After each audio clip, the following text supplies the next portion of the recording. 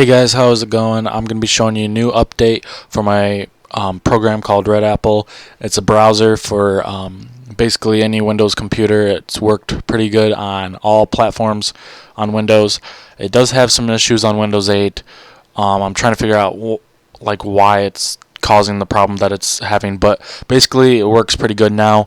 Since that I fixed the scripting errors always popping up, I suppressed those so you never see script errors anymore. I also, in this video, I'm going to be showing you how my updater works that I finally got coded into the program. So now I'm going to open up Red Apple, and you can see that it says connecting to Red Apple server. You click OK, and it should say, as you can see, you have the current version. I do have the current version. You click OK, and you can run it as a regular browser. You can search anything, go to Facebook, and it goes to Facebook.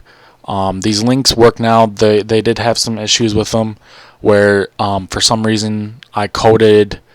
This is how I have it coded.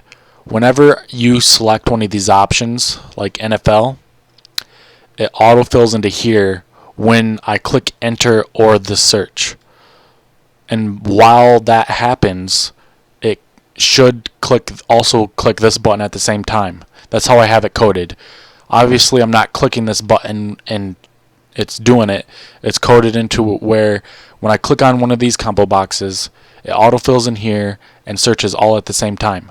But how I had it coded before, it was this button, which is the home button. So if you selected one of these options, it kept on just refreshing the home button like this, or home page. So I fixed that. They actually go to their links that they're supposed to be. So that works now.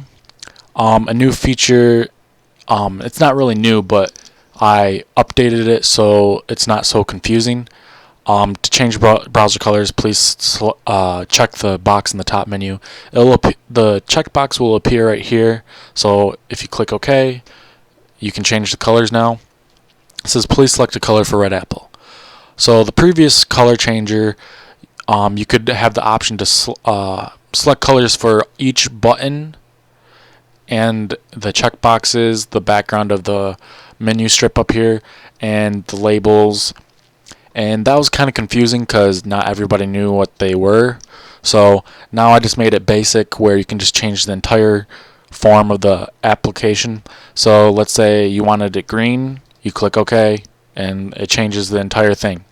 I'm currently trying to work on something to where it saves it to a file, so whenever you reopen the program, it loads the previous color that you had, because it's kind of annoying. Like, I'll show you right here. I select a different color. Let's say dark blue. You like dark blue. It's kind of, well, that's kind of bright. But when you close the program and you open it back up, it'll be red again. Now I basically want it to where you open it back up, it has the previous color you had. See, it's not blue. So I wanted to make that a new feature in the next release. A new thing that I was talking about in my last video was extra stuff. I'm trying to think of more stuff that I can put in here, but basically right now it's just this PC checker. It basically checks if you're connected to the internet, connected to the server, and it shows your service pack and what operating system you're currently running. This is a really cool feature. I really didn't think it was going to work, but it's actually working. It basically just shows, like I said, the platform that you're working on, your operating system basically, and their service pack, and showing if you're connected to the internet and such. That's kind of basic. The programs are still out, as you can see. I'm going to be working on those. There's not really much difference in the menus except for the change browser colors and the extra stuff. About is the same. Hide extras, you can still hide those and show them. And that's about it. That's pretty much all I changed.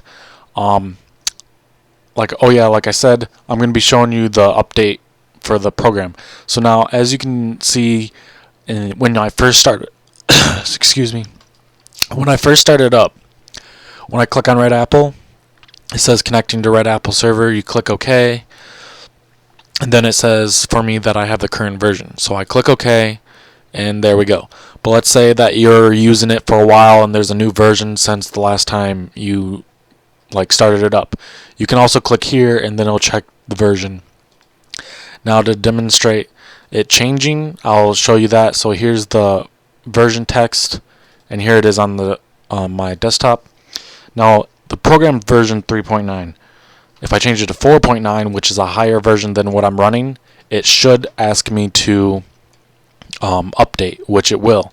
So when I choose the file, it has the same file name, so it's going to overwrite the one that's already here.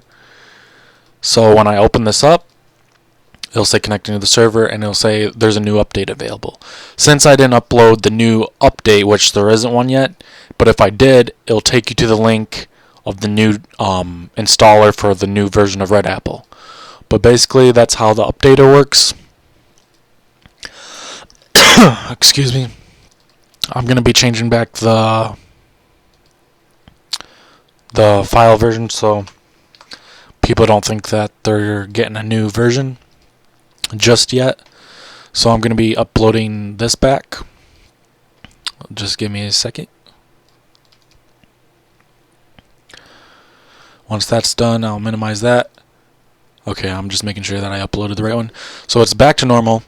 If I run this program, the program again, it'll say that I'm up to date. I have the current version. That's basically it for the program. I'm going to be showing you another video that I'm going to be making right after this, kind of behind the scenes, the coding of it. I'm going to explain some of it and possibly talk about tutorials on how to make a browser similar to Red Apple. But thanks guys for watching.